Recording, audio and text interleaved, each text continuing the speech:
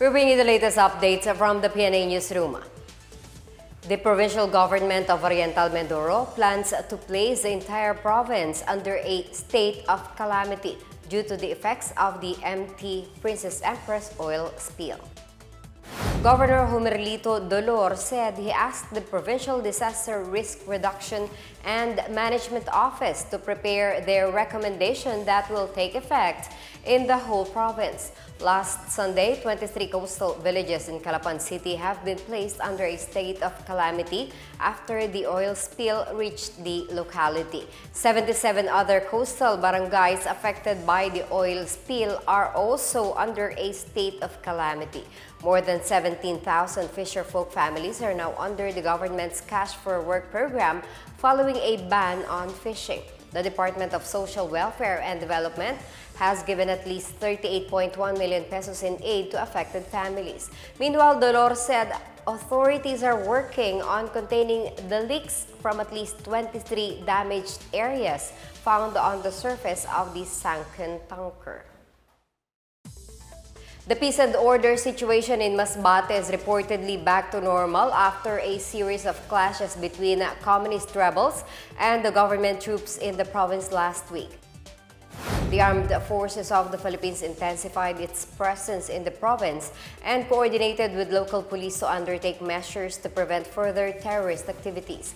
AFP spokesperson Colonel Medel Aguilar said that after March 22, they have not received any additional info about skirmishes in Masbate. Last March 20, troops from the 22nd Infantry Battalion clashed with members of the New People's Army in Barangay Villahermosa in Kawayan Town, killing one of the soldiers. On March 22, 2 soldiers and a minor were hurt after NPA rebels detonated an IED near a public elementary school in Barangay Locsoon in Placer Town. 2 police officers were wounded in a separate explosion incident in the Masalang town. Face-to-face classes were suspended in 4 towns of Masbate because of the clashes. Senator Francis Tolentino intends to hold a series of hearings to discuss the decision of the International Criminal Court to proceed with its investigation of the government's intensified drugs war carried out during former President Rodrigo Duterte's administration.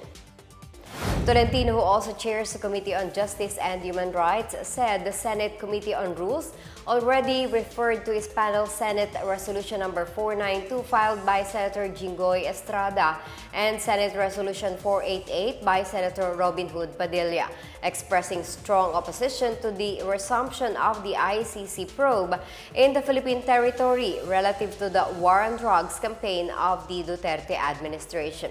Tolentino said this committee would contact the ICC within the week to ask if it would be willing to attend the Senate proceedings after the Holy Week.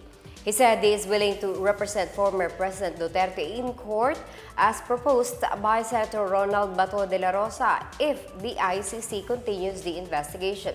De la Rosa, who served as the chief of the Philippine National Police during the height of the government's war on drugs, was also accused by human rights group of committing crimes against humanity along with Duterte. Tolentino meanwhile assures that he would also protect De La Rosa not only locally but also within the confines of the ICC. The Filipino faithful have been asked to pray for Pope Francis' quick recovery, who is currently in the hospital due to respiratory infections. In a message to the church-run radio station Veritas, Father Greg Gaston, rector of the Pontificio Collegio Filipino in Rome, asked for prayers for Pope Francis, who is admitted at the Gemelli Hospital. He said Pope Francis expressed his gratitude for the prayers and spiritual closeness with him. Despite his breathing difficulties, the Vatican clarified that Pope Francis' illness is not caused by COVID-19. Holy See spokesperson Father Matteo Bruni explains that at a young age, the Holy Pope had one of his lungs removed due to a lung infection. In July 2021, the Pontiff underwent colon surgery and has been experiencing excruciating knee pain. Pope Francis is expected to hold Palm Sunday Mass on April 2 and Easter Sunday Mass on April 9 in Rome.